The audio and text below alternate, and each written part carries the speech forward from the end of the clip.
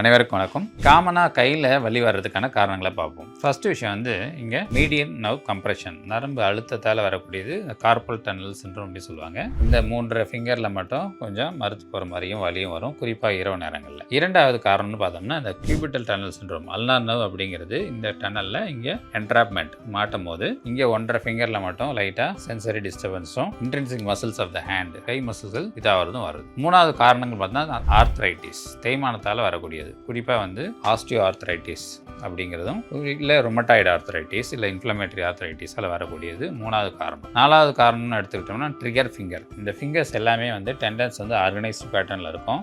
8 புள்ளியை கிராஸ் பண்ணி போகணும்.